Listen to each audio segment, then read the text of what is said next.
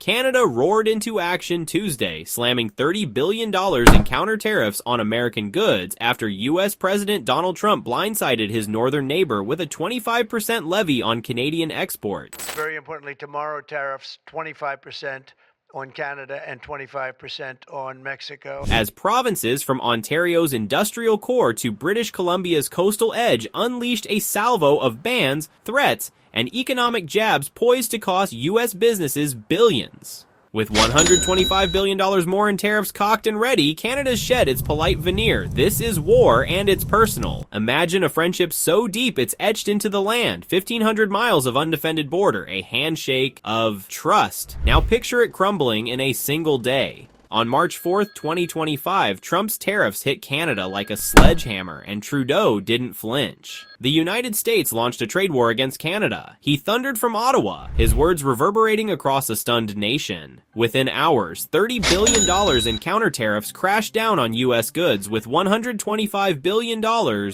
more lurking in the shadows. From liquor store shelves to oil rigs, Canada's fighting back, proving the true north isn't just strong, it's furious. This isn't a polite spat over softwood lumber or milk quotas. It's a bare-knuckle brawl with North America's future on the line. Trudeau didn't just call Trump's tariffs very dumb, he accused the US of kissing up to Russia's Vladimir Putin while stabbing an ally in the back. Make that make sense. He sneered, voice dripping with scorn. Provinces jumped in with gusto. Ontario yanked American bourbon, Alberta dangled oil cuts over Trump's head, and BC torched red state liquor in a political bonfire. Trump tweeted a vow of reciprocal tariffs, but Canada's already swinging hard. Nice guys don't always finish last. How did two nations bound by history, highways, and a $2 trillion trade lifeline end up slugging it out? It's a tale of swagger, spite, and a partnership fraying at the seams. Once allies who rebuilt Europe and stared down the Soviet Union, Canada, and the US now face off over steel and whiskey, with echoes of past triumphs drowned out by present fury. We're diving headfirst into Canada's ferocious counterattack, Trudeau's war cry, the province's economic arsenal, and the stakes rocking a continent. By the end, you'll see why this isn't just about tariffs. It's a showdown that could redraw North America's map, economically and emotionally. First, we'll unpack Trudeau's tariff blitz and his scorching takedown of Trump, digging into the why and how of Canada's $30 billion opening salvo. Next, we'll crisscross the provinces, Ontario's booze bans, Quebec's cash cushions, Alberta's oil gambit, and beyond, to spotlight a nation united in defiance. Then, we'll zoom out to the big picture history, impacts, and expert takes. Finally, we'll hit you with a punchline that cuts to the core of this border brawl. In Ottawa's frosty glare, Trudeau stood tall Tuesday, his usual charm swapped for a fighter's edge. Canadians are reasonable and polite, but we will not back down. Not when our country's at stake, he declared, the March wind howling like a war drum outside. Trump's 25% tariffs on Canadian exports, unleashed that morning, lit the fuse, a move Trudeau slammed as a dumb plot to choke Canada's economy into submission. The retaliation was lightning fast. $30 billion in counter tariffs crashed onto U.S. goods. Steel beams, Kentucky bourbon, washing machines, effective immediately. Another $125 billion waits in the wings, set to drop in 3 weeks once Canada's supply chains pivot. We're not bluffing, Trudeau warned, hinting at non-tariff tricks like export bans if Trump ups the ante. He played diplomat too, pleading with Americans. We don't want this. We want to be your friend, not your foe, but your government forced this fight. Even the Wall Street Journal calls this very dumb, Donald, he quipped, wielding the conservative paper like a cudgel. He torched Trump's logic. They're appeasing Putin, a lying, murderous dictator, while attacking us. Explain that. Flashing back to 2016, when they forged a NAFTA reboot Trump once bragged was the fairest deal ever, Trudeau begged for sanity. We've done big things together for generations. Let's keep it that way. Trump's reply? A terse tweet. Reciprocal tariffs by a like amount. The gauntlet's down. Why now? Trump's camp claims Canada's trade surplus, $20 billion last year, justifies the tariffs. A national security fix to boost U.S. manufacturing. Economists scoff. Canada's no threat and the U.S. risks its own supply chains. Trudeau's team sees a political stunt. Trump flexing for his base ahead of midterms. Either way, Canada's not buying it.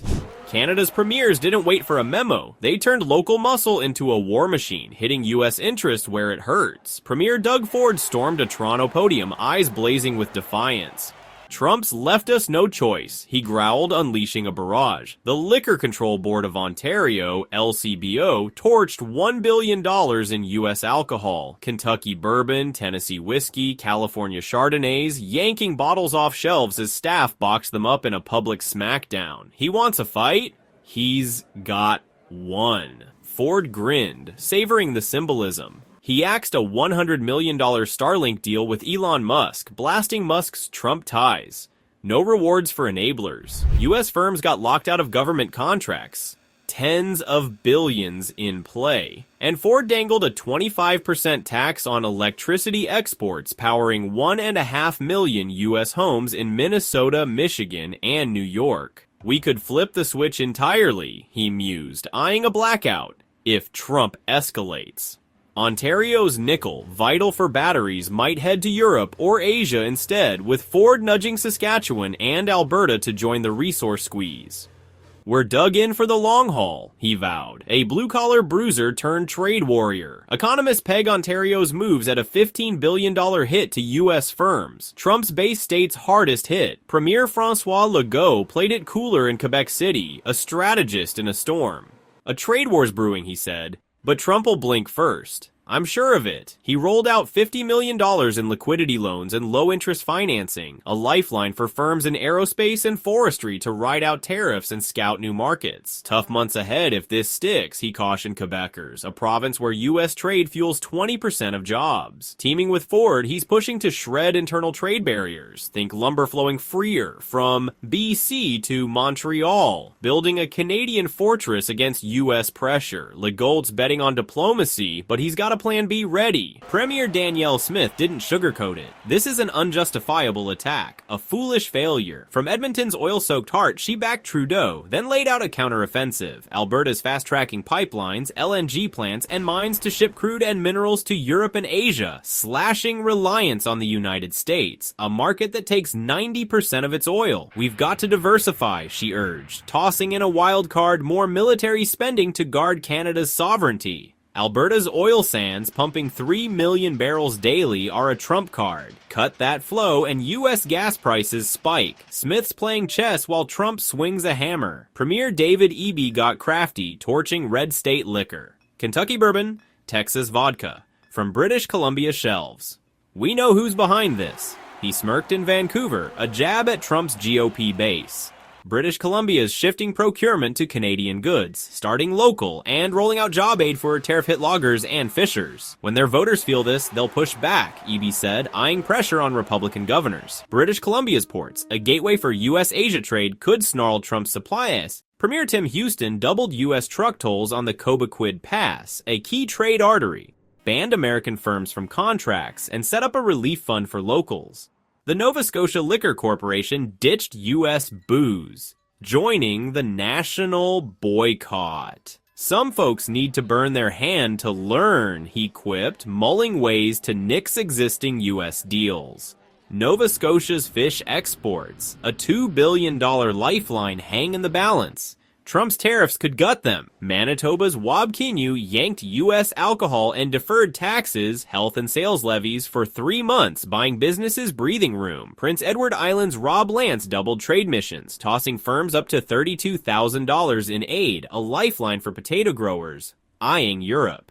Newfoundland's Andrew Fury banned U.S. procurement, ditched American liquor, and scouted new markets, vowing Team Canada grit. We're the true North, strong and free, he roared, a rallying cry from The Rock. This isn't Trudeau's first dance with Trump. They hammered out a NAFTA reboot. Trump crowed it was the best deal ever. Now it's a distant memory. Canada's fighting for survival. The United States risks losing power, oil and minerals as provinces flex. Historically, These allies rebuilt Europe after 1945, faced the Cold War shoulder to shoulder. A $2 trillion bond now teeters. Economists weigh in. Trump's playing with fire, says Toronto's Dr. Ellen Harper. Canada's 25% of U.S. exports. Hit that, and American jobs bleed. The U.S. Chamber of Commerce warns of $50 billion in losses if this drags on. Canada's GDP could dip 2%, says RBC, but provinces like Ontario could inflict triple that on U.S. states. Truckers at Windsor's border, handling $1 billion